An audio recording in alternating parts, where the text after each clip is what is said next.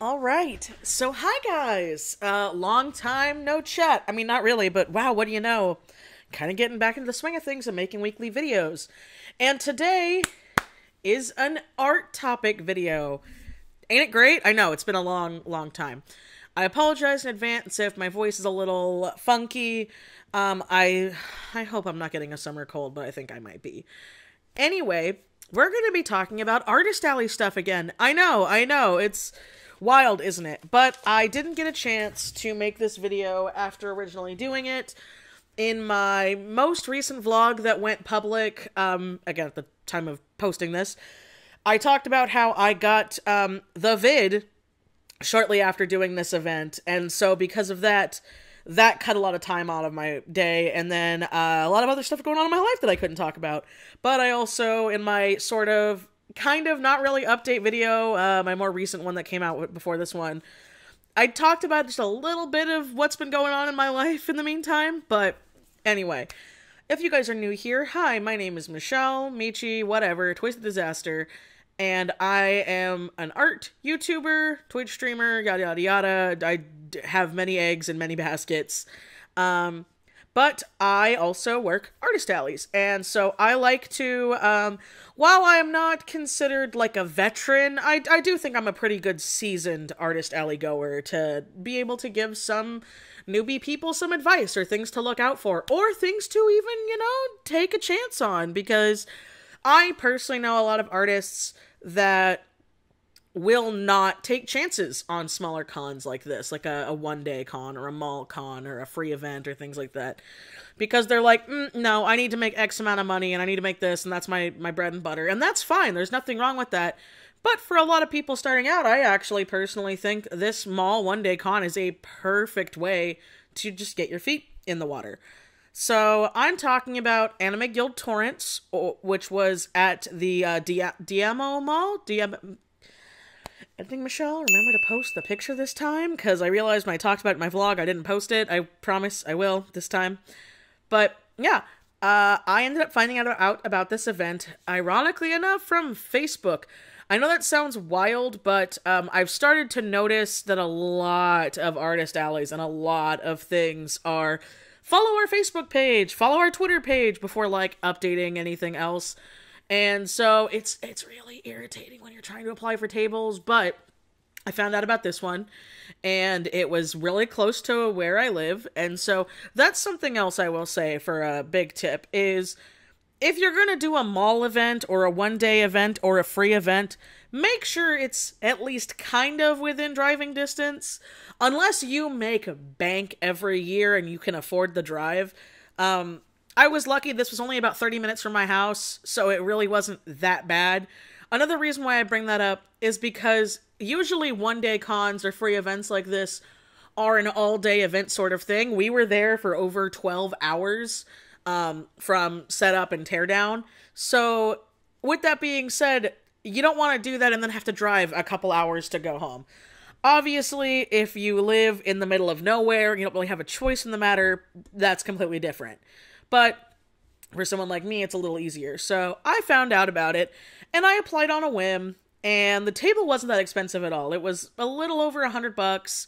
I have now learned I can't actually be exact with prices on things like I want to, because when more artists are more upfront about things, which really suck, a lot of them are like, oh, we can cost more. And that's why I'm starting to notice a lot of two-day cons are now going up to the $300 price bracket, when that was not normal. That was not. Unless they were really, really big cons. I'm seeing it more and more, so I'm going to be a little bit more vague with my prices. I'm fine sharing my profits, but we're going to go around that price range for my videos and the near future going forward, because I don't want to be the reason that cons are raising their prices. Because, the artists aren't seeing any of that money. That's all going into people's pockets. Anyway, so I found out about it. I applied. I got in. Next thing you need to make sure of is, for the love of God, make sure your seller's permit is up to date. A lot of people don't realize this. A lot of people are younger, or they're kind of green, and they don't have the proper seller's permit. Now, before anybody says anything of like, oh, well, they don't normally check, or they don't, no. Well, that is the case. You still better safe than sorry, because I've only been checked a couple of times, but they were very thorough about this on the application, that you had to have a very up-to-date thing. I had to put up-to-date numbers in, yada, yada, yada. If you have a seller's permit, you know what I'm talking about, because I'm not going to give out my seller's permit info. But there are a lot of people out there that are like, oh, I heard they don't check, so they don't even get a seller's permit, or they, like, flub it. And then when they are at the gate to get their ticket or to get their booth, and then they're like, where's your seller's permit? They're just kind of like, the shocked Pikachu meme. You don't want to be the shocked Pikachu meme. You don't want to do that. So make sure your seller's permit is up to date. Reason why I say that is because seller's permits are different everywhere. There's also different types you can get, so double check with that. Usually it doesn't take that long, and usually they're less than $30, so, that's that. And if you're going to be selling, isn't it better to be safe than sorry? Because if in the off chance, I know people are like, oh, but that'll never happen. It is still a possibility. If a cop were to come by, or a person, you could actually get in really big trouble with your taxes and in the future if you don't do that seriously. So, little word of advice there. Next thing is, I live in California, where 90% of our malls are outside. If you guys didn't know this, I have a mild form of a sun allergy. Yes, it is a real thing. No, I'm not making it up. Yes, it was diagnosed by a doctor. But there are a lot of people who have that, or are sensitive to the sun, who expect to be given umbrellas, or there will be shade, or there'll be this and that. No. I had to pay for my umbrella. It was an extra $20. I said, I'm paying for that umbrella. We are going to be there all day. I've never been to this mall before. I have no idea what this mall is like. That umbrella saved me so much, but I also wore a big floppy hat. I had my sunglasses.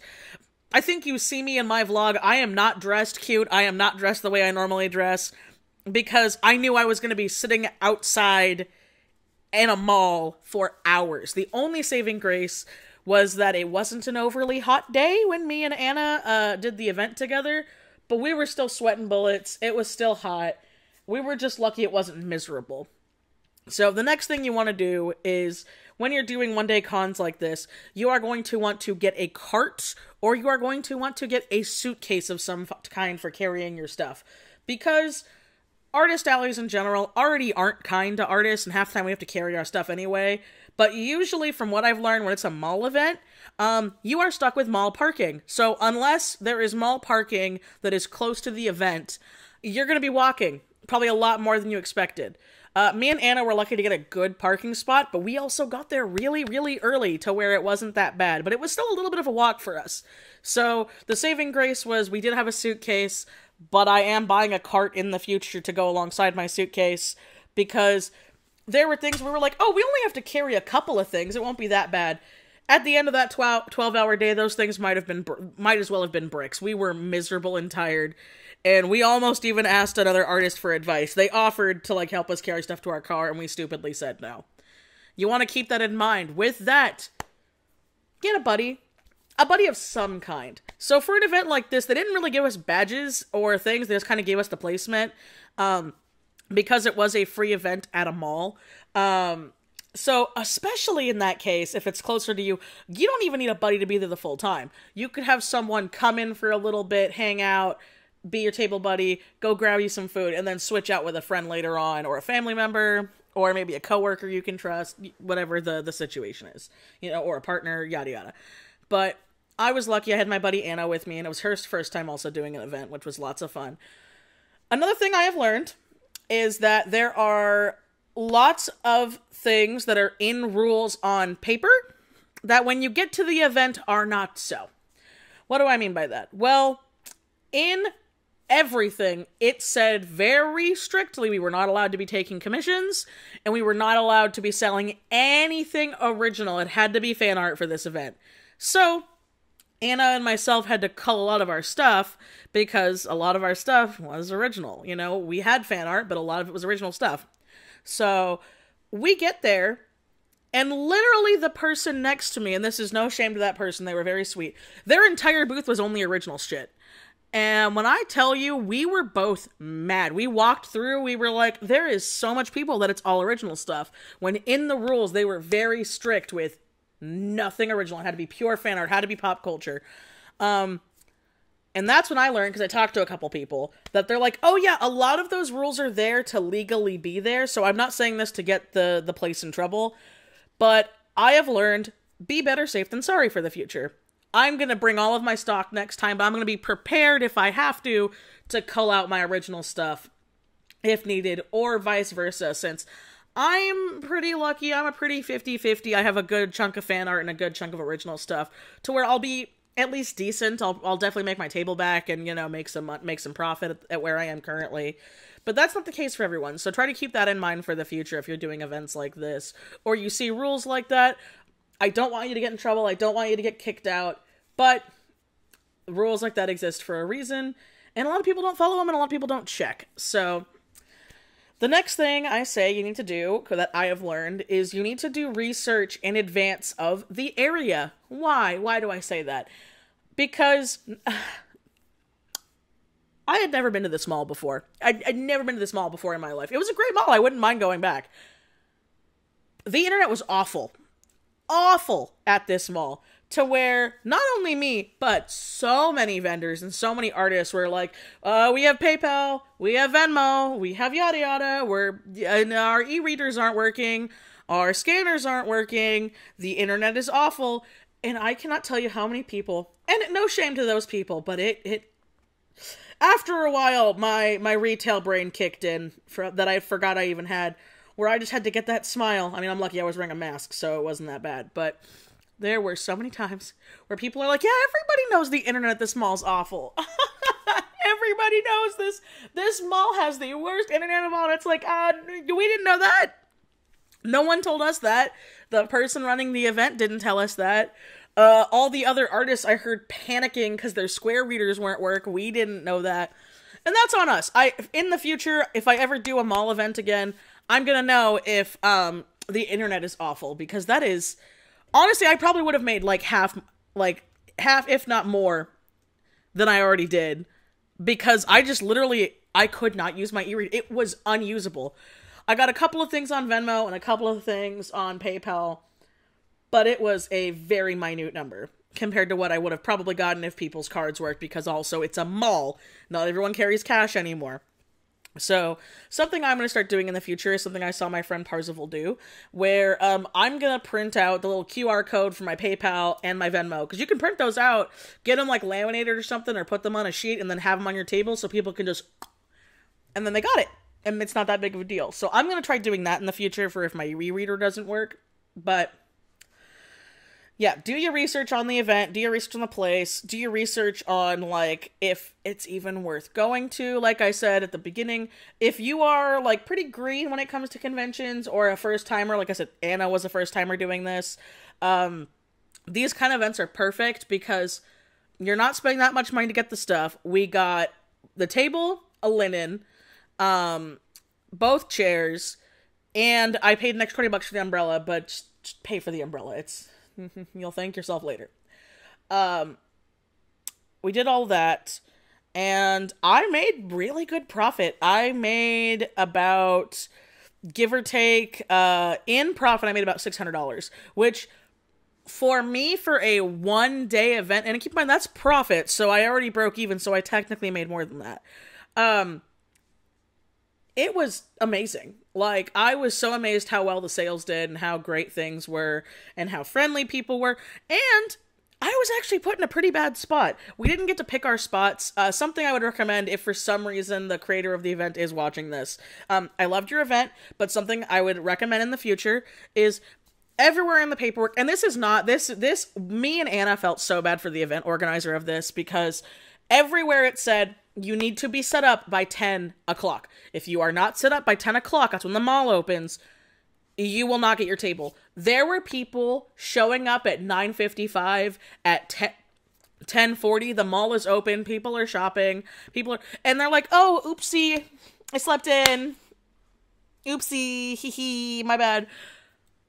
Event organizer, I'm letting you know right now, what you might want to do in the future, have a first come, first served table situation. I was put in a pretty bad spot, but I still made good money. Like I said, I made profit. I'm not complaining. But that will definitely incentivize people to get their asses there on time. Because it wasn't fair. That poor event organizer, she was running around and freaking out, and people were showing up late. And it also looks very unprofessional, especially for a mall one-day con. There's a lot of excuses you can say and you can give for things. We were given over 2 hours for setup, by the way, before the mall even opened. So there's no one there besides the event people and other artists. Me and Anna got there like early. And it was great. We got to be set up when there was only like 2 other people there. So I'm just saying. If you have first come, first serve for tables, people are more willing to show up way earlier to get good tables. Because they had like a main row. And I think if we were in the main row, me and Anna probably would have done a lot better than where we were. But I'm not complaining. I would love to do this event again. I would love to be there again because it was nice. The mall was nice. The people were nice. The sales were good. The event organizer was very nice and clean. And by that, I mean, like, a lot of events like this, from what I've heard, people just don't care. There's like trash everywhere. Another thing I will say that's a safety reason, when you start seeing every single person pack up, you start packing up. That's just how it works.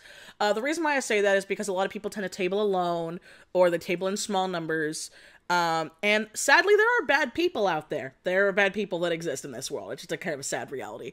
And because it's an outdoor mall and an outdoor event, in the paperwork, it said no matter what you do, do not pack up early, Me and Anna were trying to wait. And we were seeing everybody else. Like, the mall was very much dead. It was getting real dark, real fast. And we're watching everyone else starting to pack up. And I was like, Anna, I'm not comfortable waiting till, like, we're supposed to. Everyone else is packing up right now. Let's pack up and go. That's my rule of thumb. If you see other people packing up early, then pack up early and go. But, yeah, let's see. There's that. There's welcome to clothes. Got a cart. Oh, snacks. Snacks. Because it's a mall, a lot more people are willing to call up their friends, tell up family members, like, do this and that. So you'll have a lot of people going a lot. So I had a lot of attraction by my table. So me and Anna actually didn't have any time to get up and, like, get, like, actual food. So we had a bunch of snacks and some waters and Gatorades or Powerades. I don't remember at the time. It was a while ago. But those were lifesavers. I would recommend. I saw at Target, they now have, like, water cooler backpacks. See if you can get one of those if you're a smaller person, you know, that way you're not, like, carrying a giant ice chest with you the whole time. Me and Anna were able just to do it because I had her help with me. But that was very helpful, and that way we were able to pack up. We didn't really get to eat as much as we wanted because, like I said, there was a lot of traction, which is good. You want that at your table. You want a lot of traction. You want a lot of stuff like that. But they are a godsend because if you don't have time to run and get things, or like me where I didn't know where the food court was, so many people were nice. But listen, they literally said, oh, it's that way, and pointed in a random direction when I was like, I've never been to this mall before. I don't know where that food court is. So we never got to experience the food court. But if you know the mall, then you'll know where to go or get a friend or a buddy or whatever and bring you some food. But yeah, I loved the event. I thought it was great. I want to do more mall cons. That was fun. It was a fun day. I got to talk to a lot of people, have a lot of fun. I hope you guys had fun if you saw me there and yada yada. I think they're a great start for newbies and stuff, people trying to dip their toe in it. And yeah, okay, I'm rambling and repeating myself, so I think I'm going to end the video here. But one last thing, if you are watching this video the day it goes up, I should be streaming on Twitch, so if you guys would like, you can pop over to my Twitch channel after this and watch me working on some art. I think I'm working on commissions today. But yeah, if you want to follow me in my other places, though, I have a Twitter, Instagram, and a Linktree where all my other social medias are down below. I want to thank my Patreon patrons for making this kind of video possible and helping me get back. If you guys didn't know, I have a sticker club. So for $5 a month, I ship anywhere across the world, and you get a limited sticker that doesn't go up in my shop. All right, there's the basic shill. I hope you guys have a great day. And as always, guys, I will. See you next time. Bye-bye.